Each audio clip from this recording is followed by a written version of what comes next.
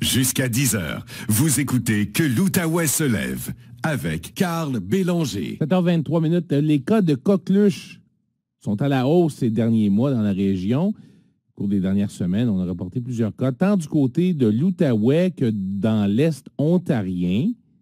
Qu'est-ce qui se passe avec la coqueluche? Pourquoi on assiste à cette recrudescence d'une maladie qui avait pratiquement disparu? On n'en parlait presque plus jusqu'à récemment. On est rendu au Québec à près de 3500 nouveaux cas en date du 19 juin, donc ça fait quelques jours. Il y a une cinquantaine de cas ici en Outaouais. Qu'est-ce qui se passe? On en parle immédiatement avec Patrick Filion, microbiologiste, enseignant au Cégep de l'Outaouais. Bonjour Patrick. Salut Carl. Alors, est-ce qu'on doit s'inquiéter? Qu'est-ce qui se passe avec la coqueluche, là? Est-ce qu'on fait face à une nouvelle épidémie? Bien, faut comprendre. La coqueluche, là, c'est une infection bactérienne là, qui revient de façon cyclique, là, peut-être aux 2, 3, 4, 5 ans. Puis on avait été, disons, dans une situation assez tranquille côté coqueluche avec la pandémie, parce que, bon, en se protégeant contre le virus de la COVID comme tel, bien, on se protégeait contre d'autres infections respiratoires. Là, il y a une espèce de conjoncture qui explique tout ça, c'est que, bon, on s'est protégé, donc personne n'a été infecté pendant un certain temps. On a, et c'est un facteur probablement qui aggrave la situation, connu peut-être une petite fatigue vaccinale là, à cause de la pandémie aussi. Donc là, il y a plein de facteurs qui expliqueraient pourquoi on a une recrudescence du nombre de cas et une augmentation qui est, on va dire, supérieure à ce qu'on voyait par le passé. Là, parce que, bon, par année, là, c'est peut-être de 200 à 1500 cas qu'on voyait, avec des petits pics, comme je disais, là, aux 2, 3, 4, 5 ans. Mais là, on est vraiment au-delà, disons, des valeurs normales. Donc, sans s'inquiéter de virer fou, il faut vraiment se préoccuper puis voir ce qu'on peut faire pour mieux gérer et contrôler la situation, parce que c'est quand même les jeunes enfants qui peuvent être les plus affectés par une infection comme celle-là. Oui, les jeunes enfants qui, eux, n'ont pas été nécessairement vaccinés parce qu'ils sont trop jeunes. Ouais. Si je me rappelle bien, là, c'est les bébés puis les très jeunes enfants, on ne leur donne pas le vaccin immédiatement. Non, effectivement, de 0 à 2 mois, dans le fond, l'enfant n'est pas protégé parce que, bon, avec le développement, dans le fond, normal de l'enfant, de son système immunitaire, on va commencer la vaccination à 2 mois. Donc, 2 mois, 4 mois. Au Québec, c'est 12 mois par la suite. Puis, une 4e dose là, avant l'entrée, par exemple, à l'école primaire, donc entre 4 et 6 ans. Donc, ça, c'est le calendrier de vaccination. Mais, on va dire de 0 à 2 mois. Donc, c'est là où l'enfant est plus vulnérable et c'est là où on voit les cas les plus graves de l'infection.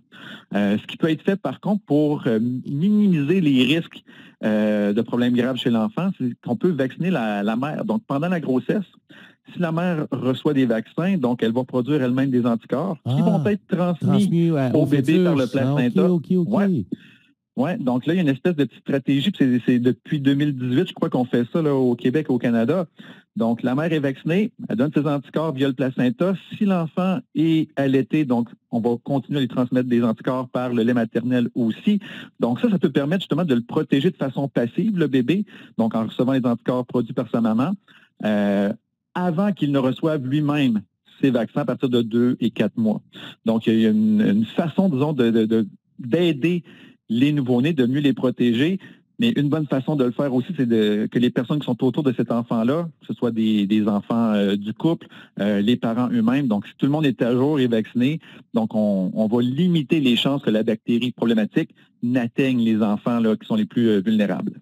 Quels sont les symptômes de la coqueluche et aussi quels sont les risques d'attraper cette maladie? Si la bactérie circule, je vais commencer par ça, là, c'est une bactérie qui est très, très, très contagieuse. Donc, si vous êtes, par exemple, dans un environnement, je sais pas moi, un service de garde à l'école, où vous êtes en contact avec des enfants, la bactérie va se propager très facilement. Donc, le niveau de contagion est très, très, très élevé.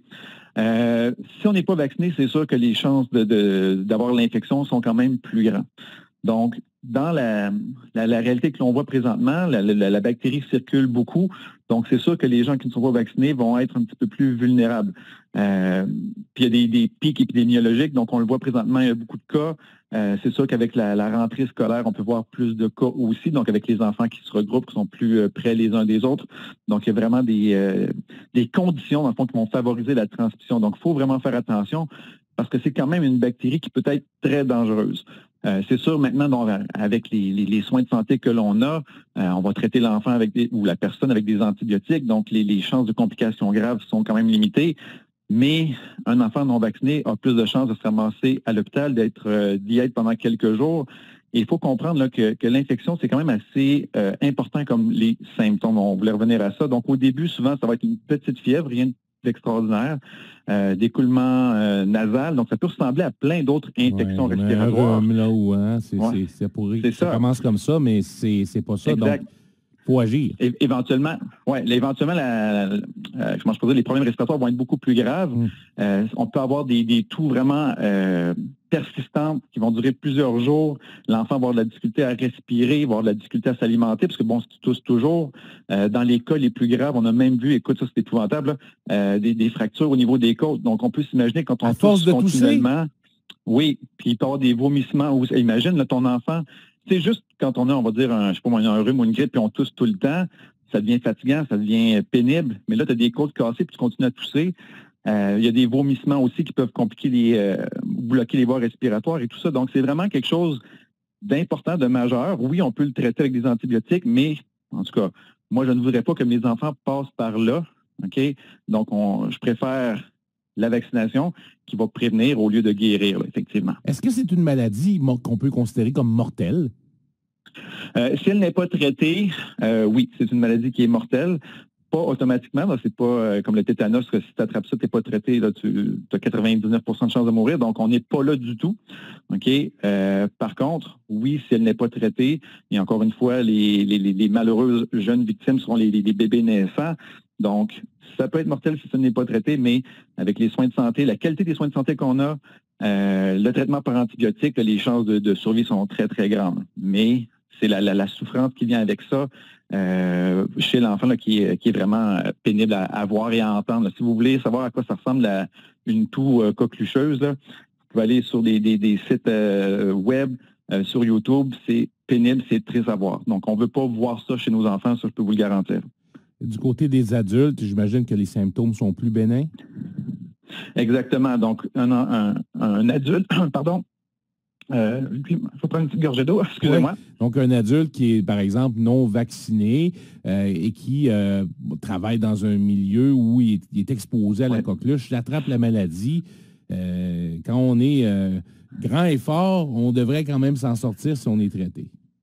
Absolument. Donc, les symptômes chez l'adulte vont être beaucoup plus, vont être minimes, donc ils vont être là quand même. Mais le problème, c'est qu'on devient un vecteur aussi. Donc, si vous êtes vous-même affecté, peut-être que pour vous, les symptômes sont bénins, mais c'est peut-être pas le temps d'aller voir le nouveau-né de votre ami, de votre frère, de votre sœur, et de devenir un vecteur, donc devenir quelqu'un qui va lui transmettre l'infection. Donc, d'ailleurs, quelqu'un qui est infecté, que ce soit un enfant ou un adulte, donc, si on n'est pas hospitalisé, de rester à la maison pendant le traitement antibiotique. OK, on est quand même contagieux là, après, je pense, 5 ou 6 jours de traitement antibiotique, ça commence à être un petit peu moins pire. Donc, on s'isole, on reste loin des personnes ou des jeunes enfants pour éviter justement de devenir une personne qui transmet ça là, à la communauté. Parlant de transmettre à la communauté, une des manières de prévenir ça, bien sûr, c'est la vaccination. On en parlait plus tôt. Pour les enfants, ça commence à partir du quatrième mois, tu disais? Quatrième mois? Deuxième mois pour la première dose, quatrième mois pour la deuxième.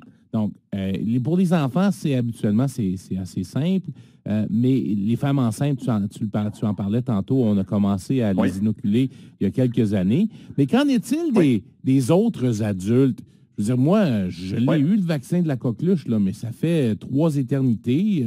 Est-ce que j'ai besoin d'un rappel? Est-ce que je suis à jour? Est-ce que les gens devraient vérifier ça puis obtenir une autre dose? Ou Normalement, là, si on a reçu, par exemple, une dernière dose quand on était au secondaire, puis si je tiens compte de mon âge, ça fait quand même très longtemps de ça. Normalement, à notre âge, on n'est pas obligé de recevoir. C'est sûr que, bon, si vous êtes en contact fréquent avec des jeunes enfants, vous trouvez dans un service de garde ou peu importe, dans les écoles, donc ça peut être une bonne chose, mais somme toute, c'est pas une obligation ou un vaccin qu'on devrait recevoir à tout prix. Mais si vous en ressentez le besoin, si vous êtes de futurs parents, OK, et vous voulez vous protéger surtout vos enfants.